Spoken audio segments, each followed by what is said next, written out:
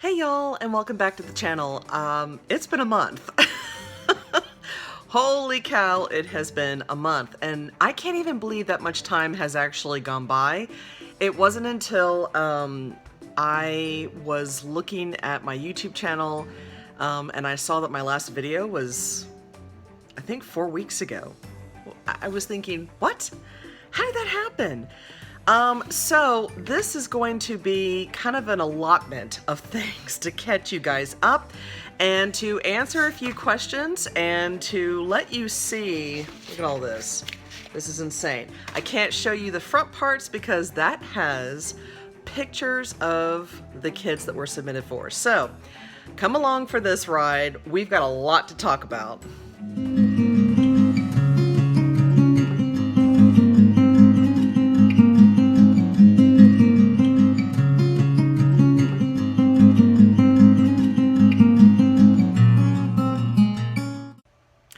Okay, so first things first, as you probably saw in our thumbnail picture, we adopted a pug named Choji.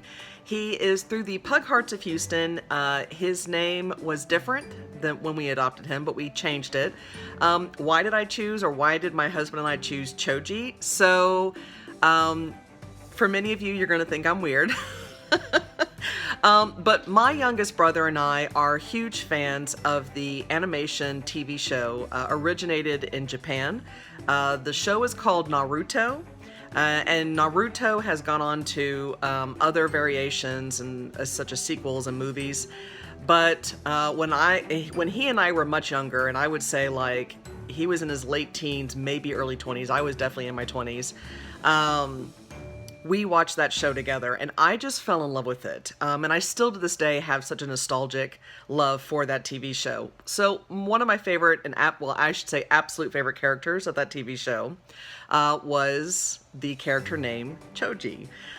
So when Sean and I were talking, because we saw the picture of this little pug, and we were talking with the foster parent of this pug, I made this kind of flippant joke to my husband saying, oh, he's so much like Choji from Naruto because of the description that we had of him. And Sean says, that's it, we should name him Choji. And so I was like, okay. So it is Choji, and I will definitely try to get some more video for you guys as I have more updates to come, because we do have a lot going on. So that's the first thing that's gone on. The second thing is to answer any questions that you guys had for me on Instagram and here privately through YouTube. We are fine from Tropical Storm Imelda. We did not, well, our home did not flood, thank goodness. I think you're going to see Atlas come in. Hey, Atlas. Hi, buddy. Hi. You want to say hi, everybody? And here comes Choji. Yay! Hi, Choji. Uh-oh. Well, he's underneath the desk. I think you can see him. Choji! What'd you say? Hi. Yeah. Say hi, everybody. Aww. It's tiring being a pug. So Tropical Storm Imelda did come to Houston. It's the 7th. They said that it was the 7th worst storm in U.S. history, and it was very close to the rain inches to Hurricane Harvey that Houston and surrounding Houston areas had in 2017. And fortunately, we did not personally, our home did not flood during Hurricane Harvey, but much like Tropical Storm Imelda, which did turn into a tropical depression, but honestly, it was all kind of the same thing. When you have a lot of rain that hits Houston, and then because we had gone through a horrible drought during the summer, yeah, it doesn't matter what it is. It doesn't matter if it's a tropical storm or a tropical depression. It's gonna suck. But with Hurricane Harvey and Tropical Storm Imelda, sorry, there's like a lot of light here, backflash. We were not able to, well, Sean was actually out of town for Tropical Storm Imelda, but much like Hurricane Harvey, Tropical Storm Imelda, I was off from work for a couple of days. Limited driving. Now, the only difference is that during Hurricane Harvey, our grocery stores and gas stations were closed for quite some time. And that was very hard. So fortunately with Imelda, there really weren't that many services interrupted, but there was still a lot of significant flooding for people. And so those people who just felt like they recovered from Harvey are now having to recover from Imelda, and that is really intense. So definitely, if you are the praying type, please send forth your prayers and positive energy. Definitely log on to local charities in Houston and donate to them. I'm not against donating to big charities, but I will tell you, because I am more familiar with a lot of local charities in Houston, if you are wanting to donate to help those families who did flood during Imelda, that would be the best way to go. Because I can tell you that those charities here locally in Houston will ensure that those financial funds go to those families, or at least the churches and schools that were affected, and they're trying to help their community members. All right, so number 3, that big packet of paperwork you saw, and let me just kind of, it's so many packets. There's like 8. There are 8 different profiles here. So we originally started off with 12 profiles of different cases, adoptable children. We were denied 1 because the age was at our max, and when you're licensed directly through CPS here in Texas, they don't want the child that comes into your home that's an adoptable placement, they don't want the child to be at the max age. They want the child to be a little bit younger, so that if they hit the max age, once you're either in the adoption unit or the adoption is being finalized, that's okay. Because if the child's age exceeds during that time of waiting and the adoption process, then that puts you out of compliance. Your home, your licensed home, that puts your license out of compliance, and that's not okay with the state of Texas. If you are in a different state, and you might have some concerns about that because you have an adoptable placement in your home, I would definitely reach out to your agency or through your Child Protective Services if you are licensed directly with them. And just make sure, because that is something to be more mindful of, because you don't want to have any like random surprises and not be in compliance, and then that causes a lot of problems. So we were denied 1 because the age was at the max. We were denied 1 because, oh no, we turned down 1. I'm sorry. So let me back up here. So the first one we were denied because the child's age was at the max, so that was understandable. The second one we denied because we did not feel like the child's needs were what we could meet, and I'll get into that in just a little bit. And then the third case, we were denied by the child's caseworker because the child was considered specialized, and our home study and our preferences that we put in our application did not match up with the child's specialized challenges. And I don't want to say problems or issues, because technically a problem or an issue is something that like is more or less chosen, and that's kind of a philosophical question, or philosophical conversation, which I'm not going to really delve into, but I'm just putting that out there. All right, so let me go backwards a little bit and talk about why we denied a particular adoptable case. But we still have 8 that are pending, and that doesn't mean that we're going to get all 8. For right now, we're only licensed for 2 children to be in our home. We do have 3 beds. And I will, if I have enough time, I will try to talk about that. If not, that can be for the next video. And I can assure you it is not going to be a month for another video. But the reason why we denied that second case that I was telling you guys about, because it was kind of like 1, 2, 3. It happened very quickly.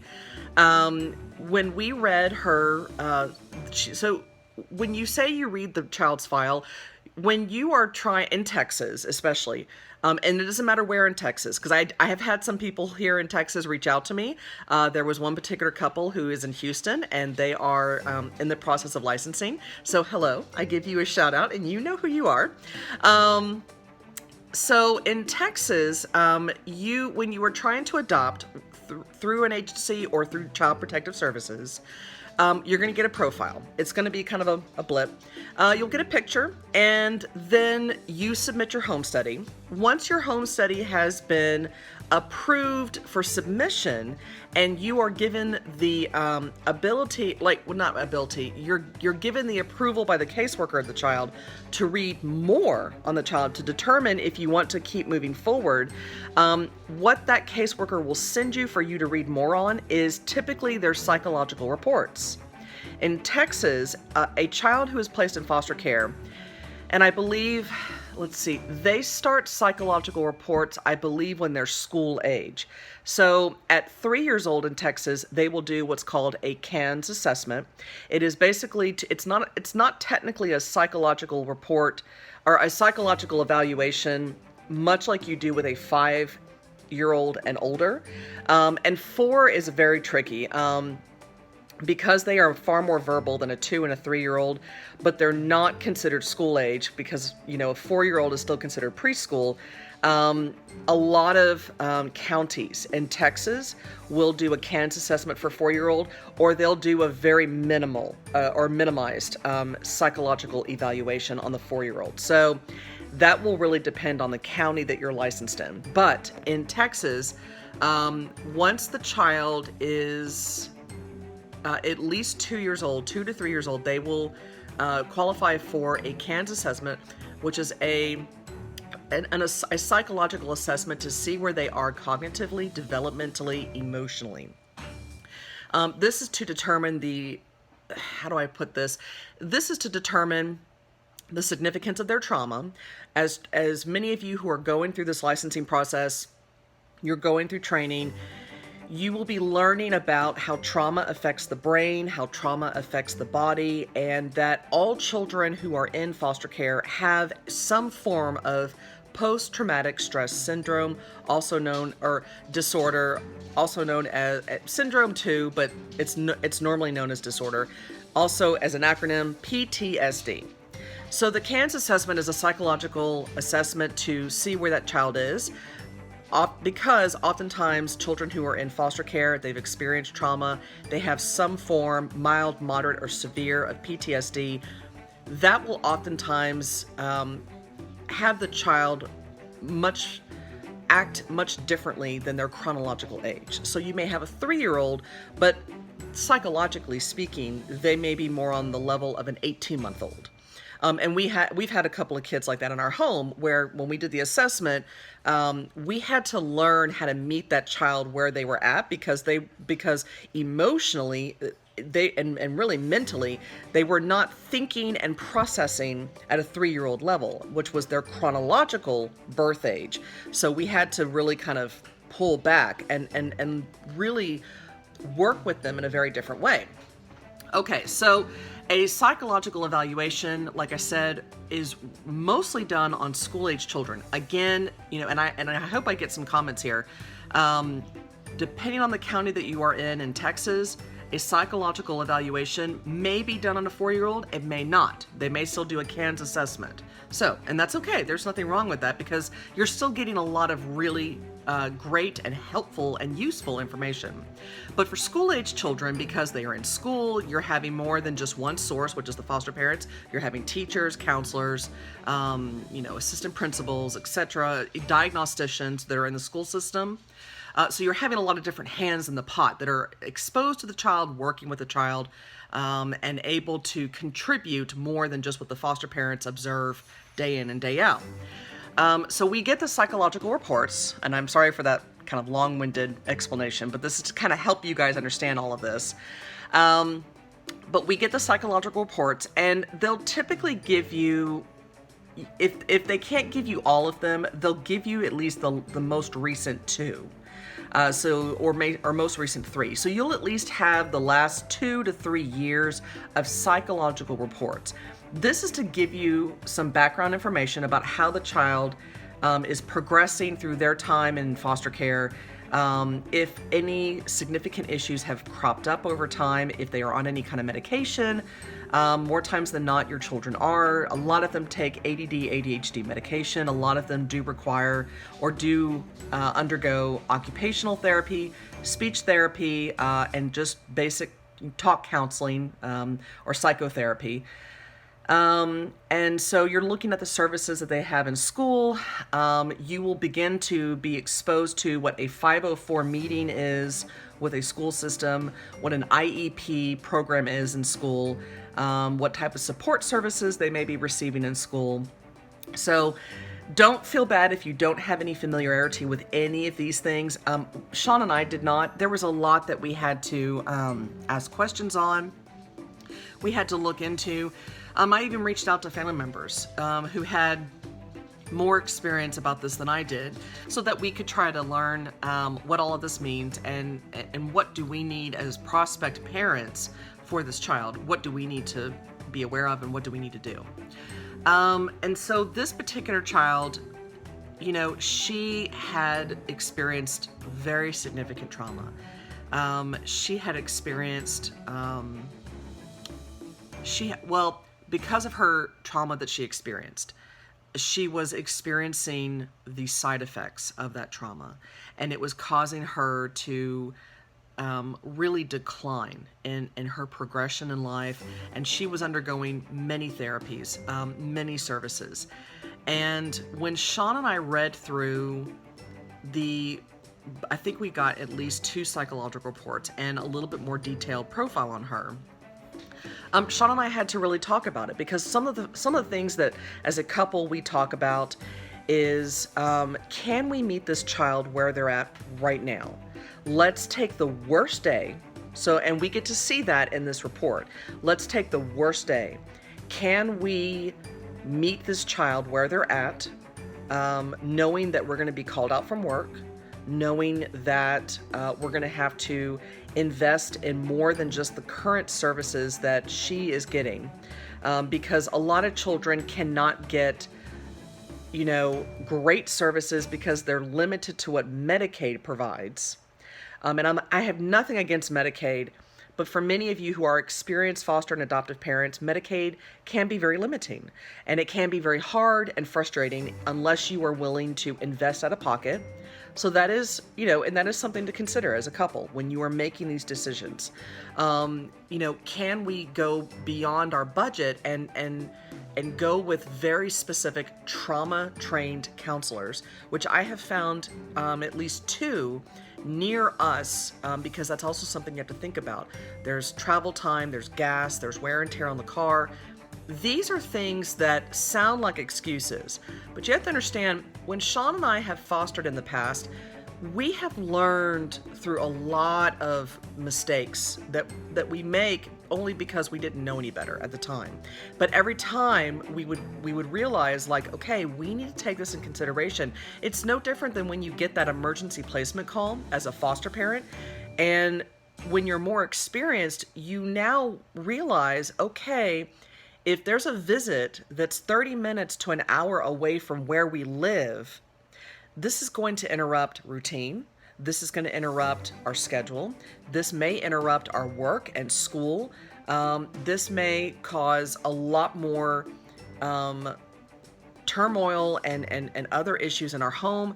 That also requires an extra amount of gas and time and other resources that you don't realize exist until you're there. And if you're not prepared to deal with the extended resources, then that can be a problem. Now, I'm not saying, nor am I even hinting that Sean and I tried to be prepared for every scenario. First of all, if you have children of your own, if you are already a parent, you know there's no way to be fully prepared as a parent. There's no manual, there's no book. There's no how-to. Sometimes I wish there was.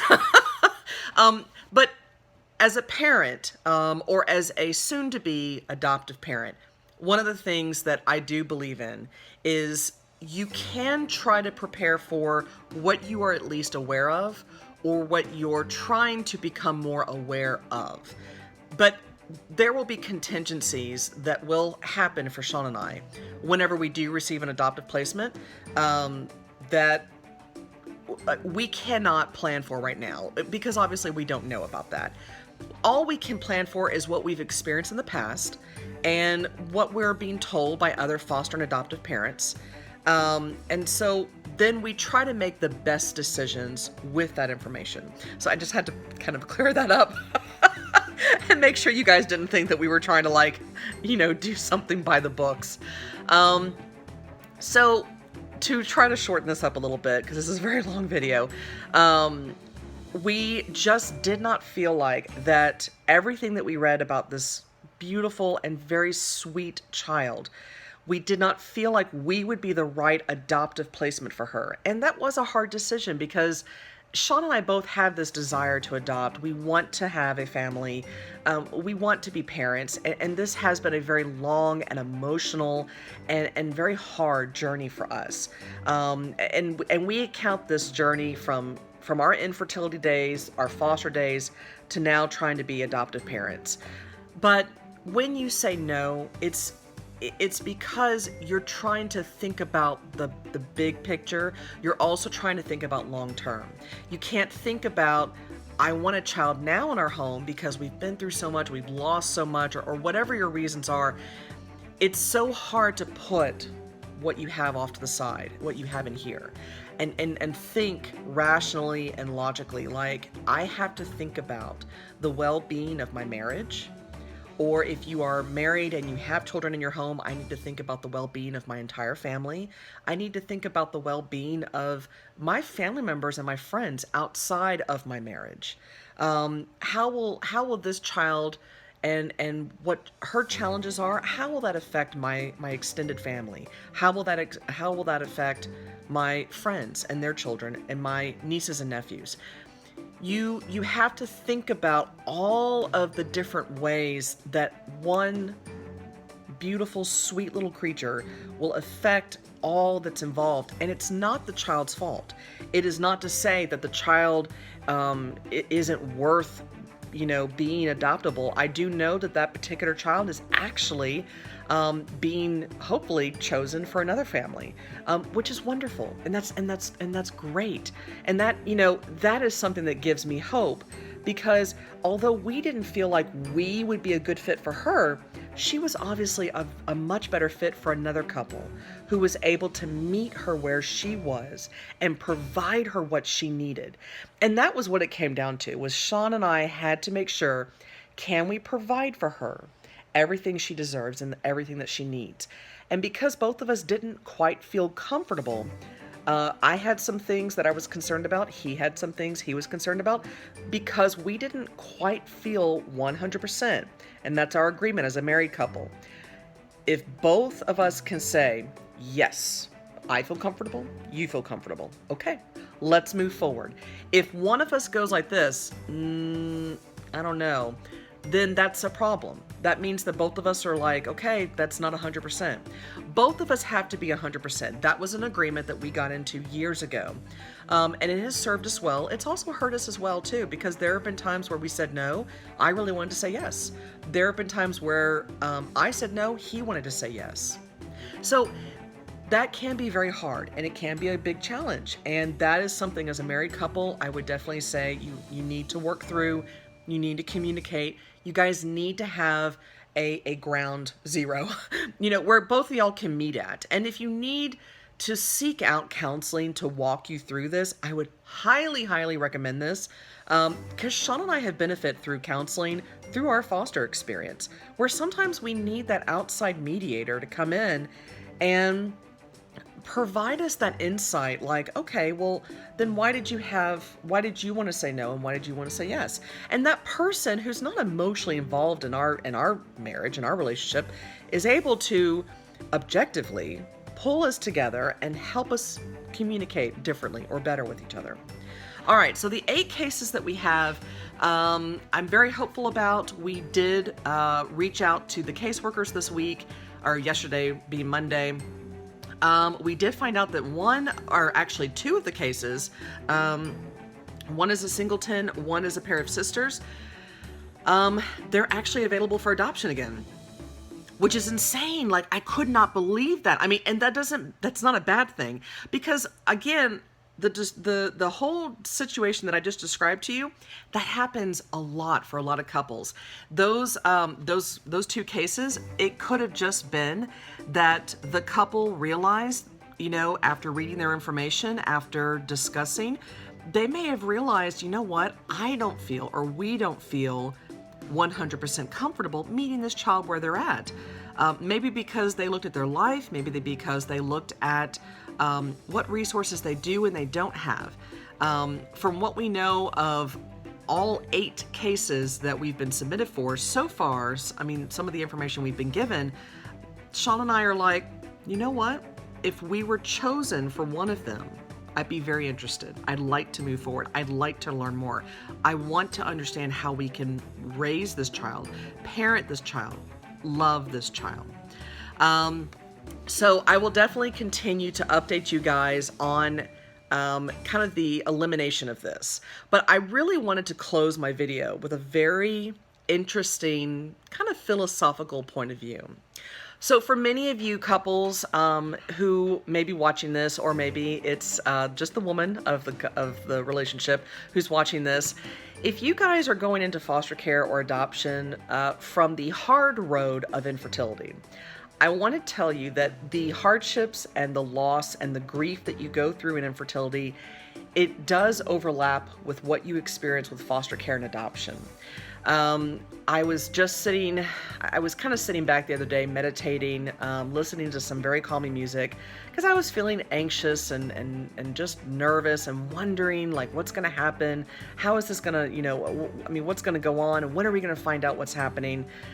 And I was reminded of the time when every time Sean and I went through IUI, or when we were getting ready for IVF, in IUI, you're dealing with how many eggs are viable, how many eggs are healthy. In IVF, you're looking at how many, fertilized embryos can we have that are healthy and genetically normal, and that we can implant. And you're just waiting, and you're wondering, and you're worrying, and you're trying to figure out how many you have, or is it just going to be the one? And are you going to get the one that's going to grow into this life that you get to have in your home and in your arms one day? And I will tell you that when I was thinking about it, and all of that kind of overlapped and paralleled, I should say, it really provided me that perspective of, wow, like, I went through all of that in infertility to experience all of this in foster care and adoption, and to be able to relate to this on different levels, not just one level. And I just was so blown away that what Sean and I went through, not realizing how that would affect us and impact us, for the first time in a very, very long time, I felt grateful that I went through what I went through in infertility. As hard and as horrible and as heartbreaking as it felt for a while during and for a while after, I feel thankful that I went through something like that now, because it has provided me such a meaningful perspective of how precious life really is and how beautiful life is. And that no matter how you have a child in your life, whether it is by your own, by you and your spouse coming together and having a biological child, whether it's through fostering and adopting that child, or you're straight adopting a child, or you're internationally adopting a child, or you go through surrogacy or an embryo donation, however you grow your family, know that everyone gets to experience very strong similarities in every situation. So although there are different ways of having a child come into your life and you becoming a parent, we all feel and experience identical feelings and thoughts. And I just wanted to provide that perspective for many of you. If you are needing to hear something like that while you're in the trenches and while you're trying to figure this out, I hope that it helps. I hope that this gives you hope. And I hope this raises your faith, because for me, there are times and moments where I reach out to family, I reach out to a few very close friends, and I say, I am having a hard time with my faith right now, and I'm having a hard time with having hope. And I have family and I have friends that say, don't give up. So I'm here to tell you, don't give up. This will happen. In my next video, I'm going to talk about legal risk. Bye!